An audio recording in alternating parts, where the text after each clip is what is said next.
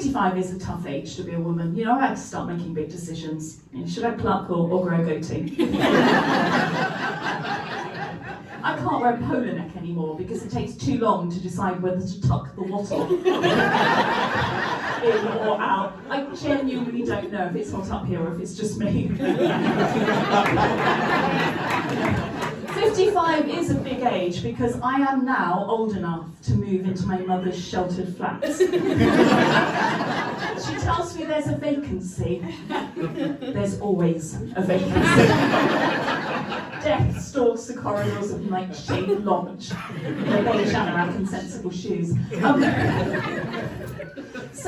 I've been trying to smile more recently. I've been trying to smile more because I read this thing and it said if you smile, it makes you happy. It's not working. Because when I don't smile, I know you've probably heard the phrase resting bitch face.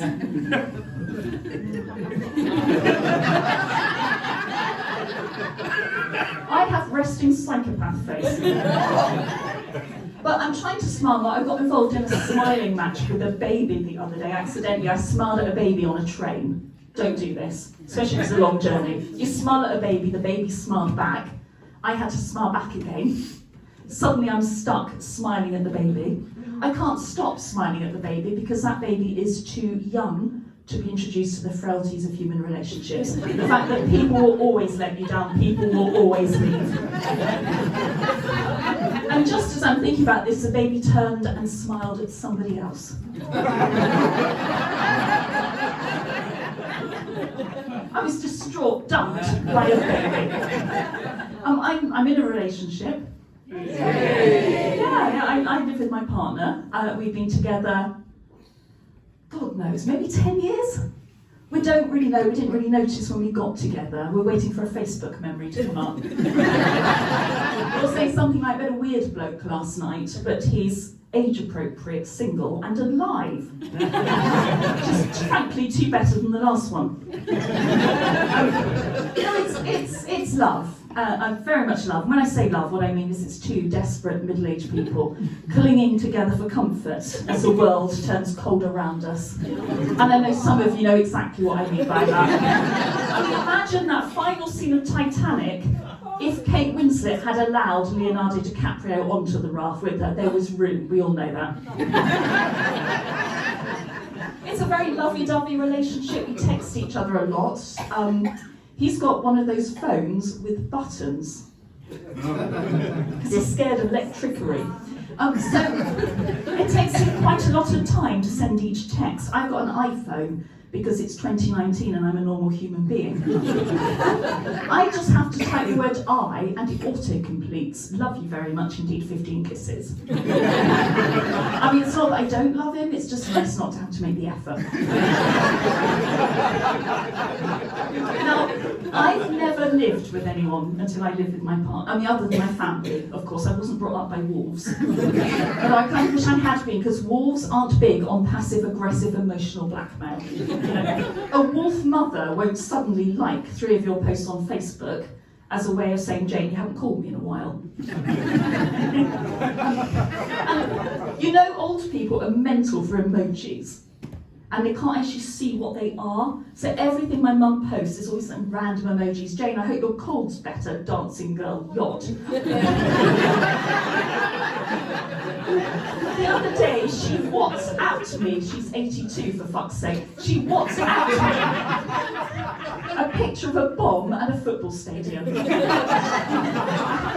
So I phoned the cops. She's joined the prevention programme now. So no, I've never lived with anyone other than until I live with my partner, and you have to make adjustments, don't you, when you move in with somebody? I mean, I've discovered I cannot be in the kitchen when he's doing the washing up because he's a kind of monster who doesn't have a system. Sometimes he does the saucepans before the glasses. I know, like-minded people. And I've got my brownie house orderly badge, so I know this shit. So I've told him repeatedly the correct way to do it. He just goes, "Oh God, Jane, you're so anal," which I think is an odd word for someone who likes things in the right places.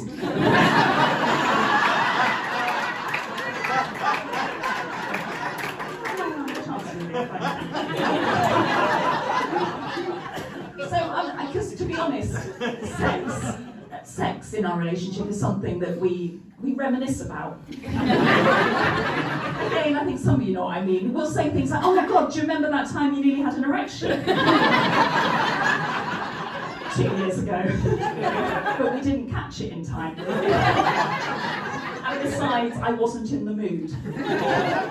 Now, I do think it might be my fault because I don't make much of an effort these days, because, I can't be arsed, really.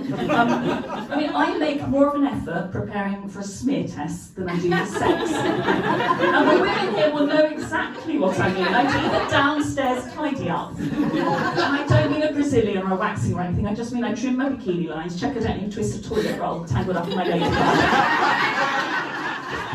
Halfway through.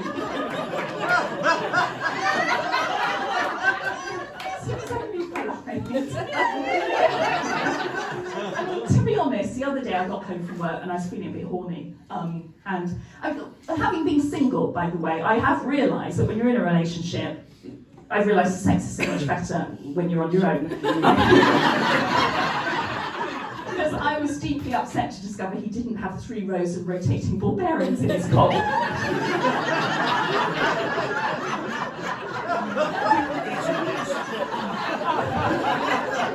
I got home the other day feeling a little bit horny. It had been a while and he was out.